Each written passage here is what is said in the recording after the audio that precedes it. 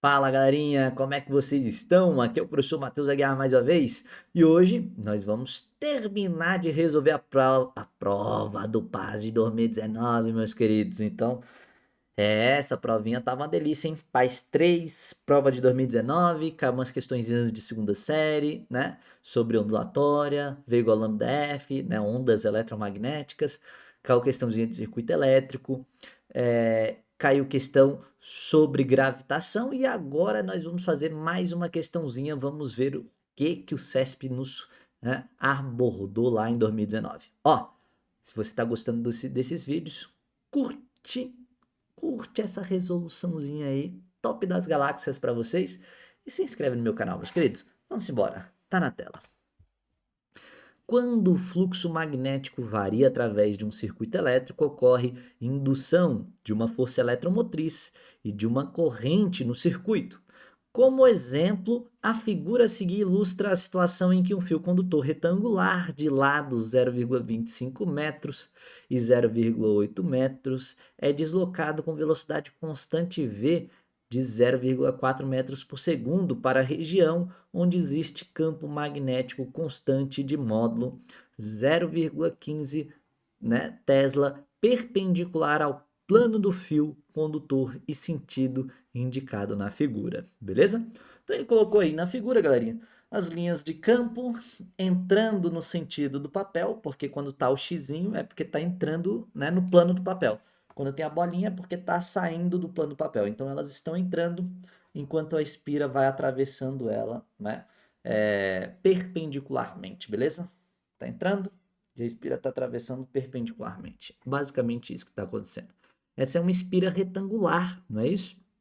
É muito comum a gente ver espiras circulares, mas as espiras retangulares, espiras quadradas também são bastante utilizadas no eletromagnetismo, ok? Então fique esperto com isso aí. O que acontece? Feito essa leitura, vamos ver o que ele está pedindo, né? Nos próximos itens, o que ele está abordando sobre o eletromagnetismo. Na questão 101, então, ele diz: bom, com base nessas informações, faço o que se pede no item 101, que é do tipo C, e no item 102, que é do tipo B. Considerando que no fio condutor atravessa completamente a região de campo magnético, assinale a opção que apresenta o tempo em que haverá corrente induzida no fio, desde o instante que ele começa a entrar no campo magnético até o instante que ele começa a sair totalmente da região onde existe campo. Ok, ele deu as alternativas, e então a gente tem que calcular isso. O que acontece, galerinha? Só tem corrente se não tiver campo elétrico e eu tiver a espira passando por ele, tá? Variando o fluxo magnético. Enquanto houver a variação do fluxo magnético, né? Enquanto ali as linhas de campo estiverem ali, né? Variando o fluxo em relação à área, então a gente vai ter basicamente corrente elétrica. Quando isso não acontecer, quando eu não tiver mais campo magnético atravessando a área da espira, então eu não tenho mais corrente induzida. Quer dizer, o que, professor? Que eu não entendi foi nada. Vou te mostrar, meu querido. Calma, se acalma aí. Ó, deixa eu desenhar uma espira por cima dessa,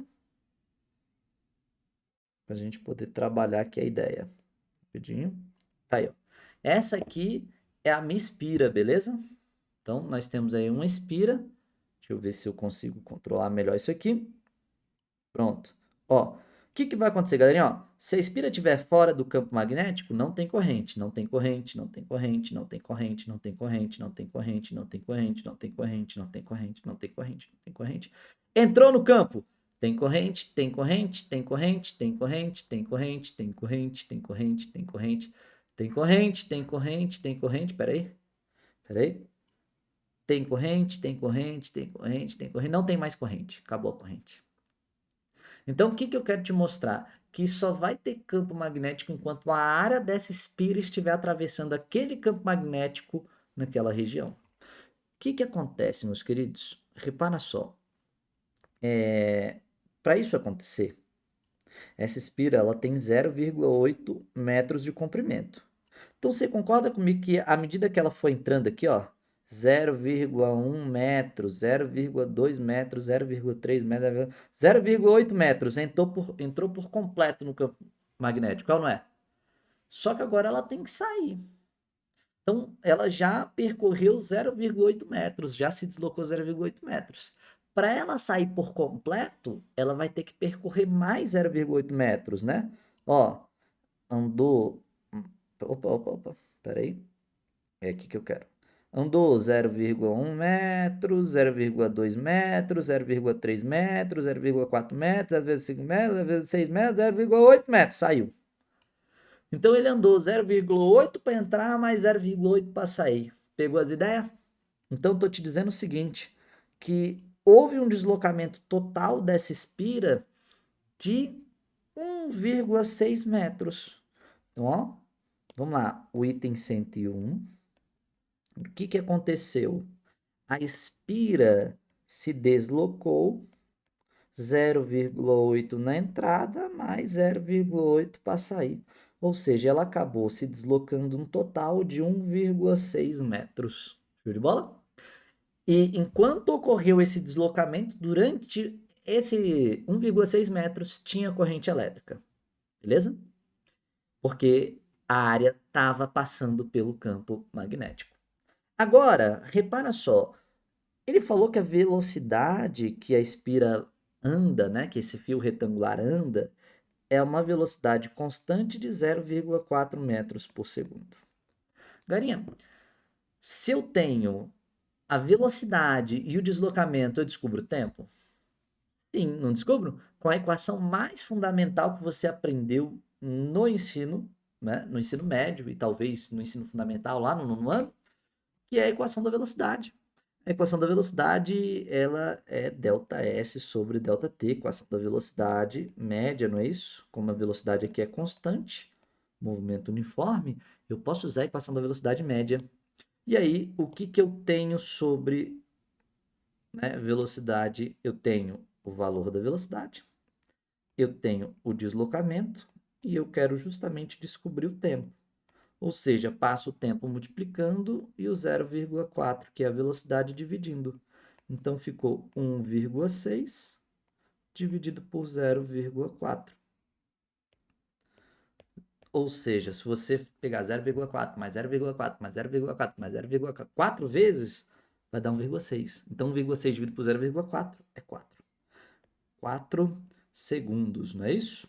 É como se fosse 16 sobre 4, beleza? Você tira as vírgulas aí que vai dar no mesmo. Então, letra B. 4 segundos. Bacana? Não era uma questão difícil, inclusive porque você precisava de uma equação bem fundamental da física, que era o ΔS sobre ΔT, equação da velocidade média. Ó, questãozinha delícia. A interpretação que você tinha que fazer, a parte mais difícil, era isso aqui, ó. Conseguir ter esse vislumbre aqui, né? Conseguir ter essa... ter a mente aberta para conseguir enxergar isso acontecendo, né? Contextualizar dessa forma, beleza?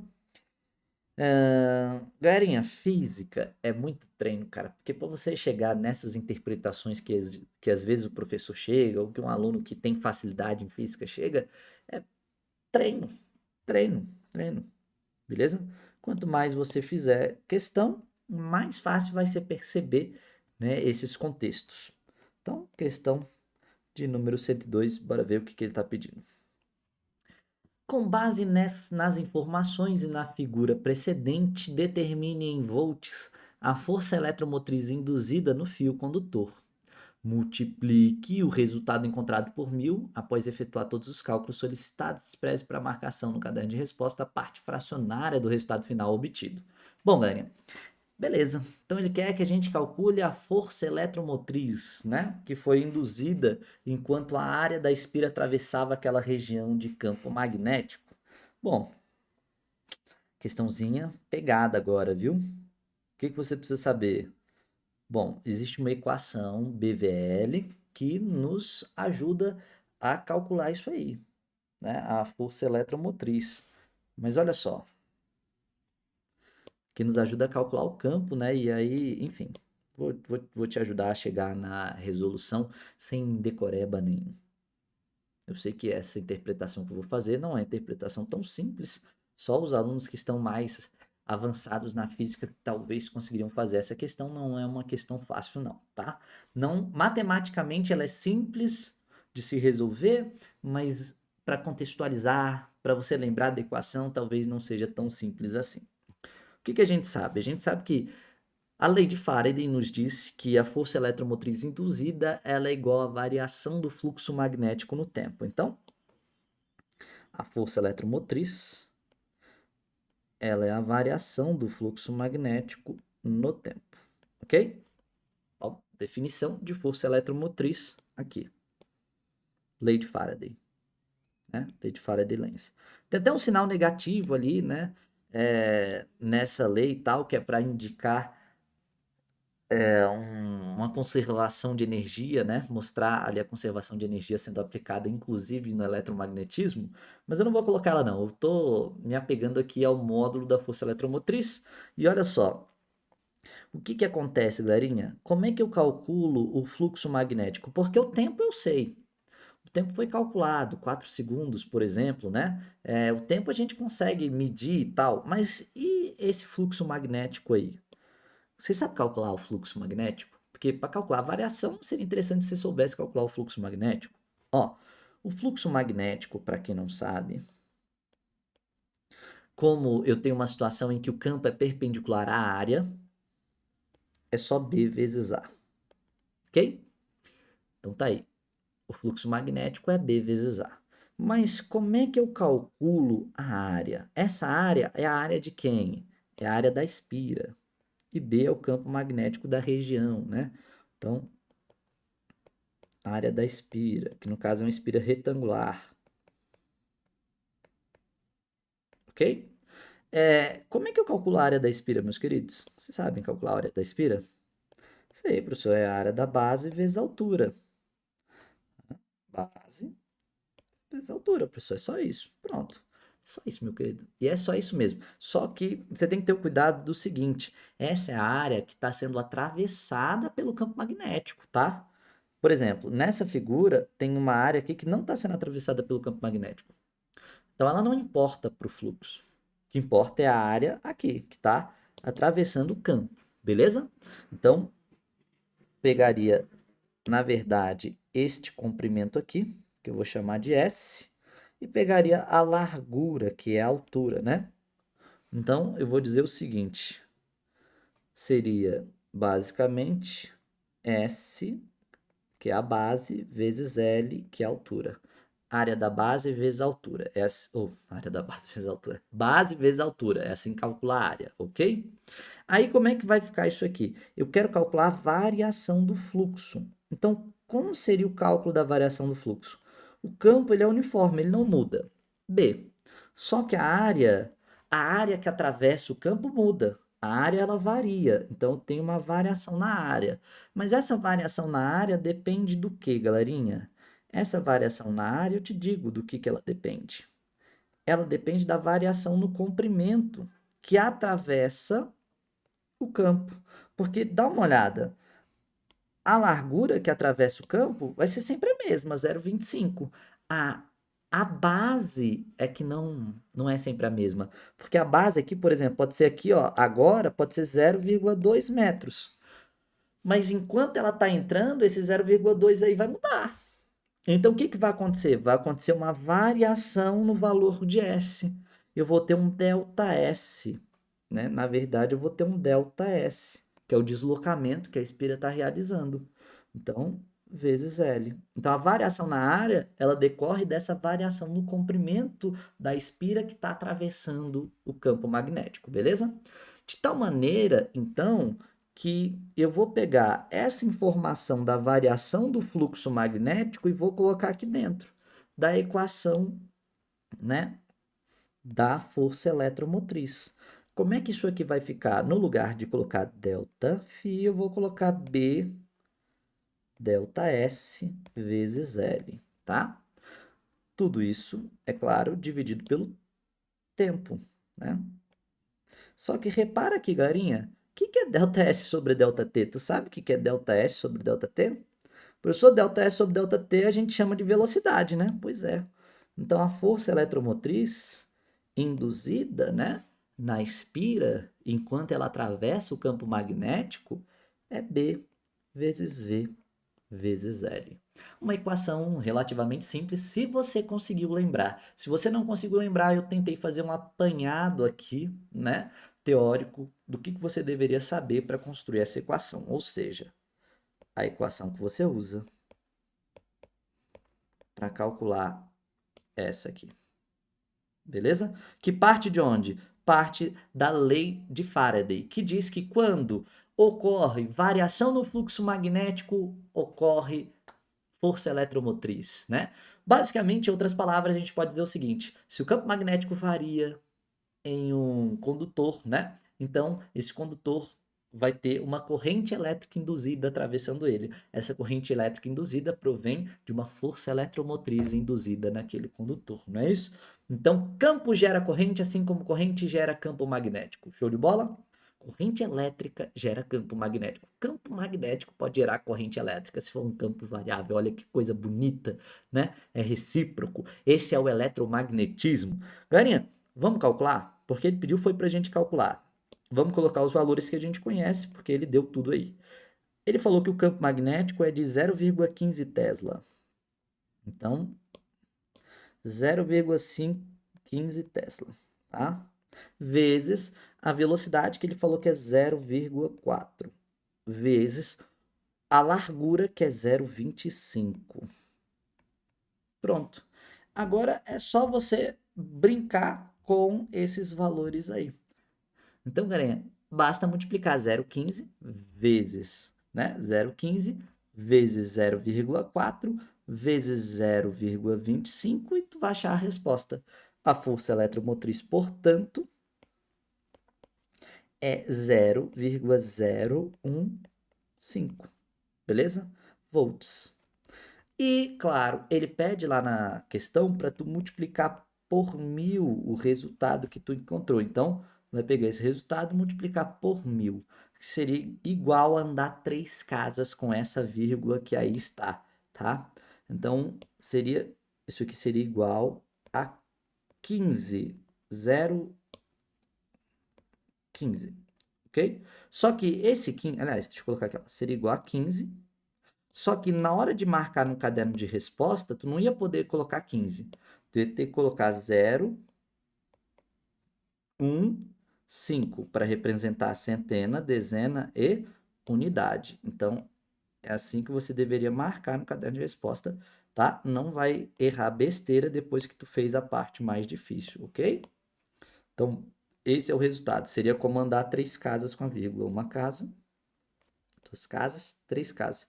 Como se tu estivesse colocando a vírgula aqui, quando você multiplica por, né, 1000, seria andar 3 casas, beleza? E aí ia ficar 15. Garinha, centena, dezena e unidade, não esquece, questão do tipo B, tem que colocar o 0 na frente se você encontrou o 15. Então, na resposta, 0,15. Garinha, se liga. Se você lembrava da equação, força eletromotriz é o campo vezes a velocidade vezes a largura da espira. Tu concorda que essa resolução ia ser estupidamente rápida? Se tu já lembra da equação, 0,15 vezes 0,4 vezes 0,25 multiplica por 1000, pá, acabou. Beleza? Então, cara, se tu tava lembrando disso aqui, foi rapidão. Quem não lembrava e precisou desenvolver todo o raciocínio que eu desenvolvi aqui, aí tudo bem que pode ter demorado um pouquinho mais, beleza?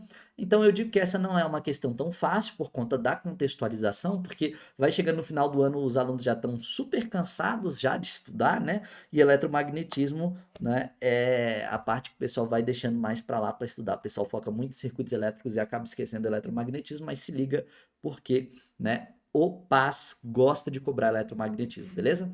Então, a resposta aí da última questão da nossa prova de 2019. Muito obrigado pela atenção de vocês, muito obrigado pela audiência de vocês.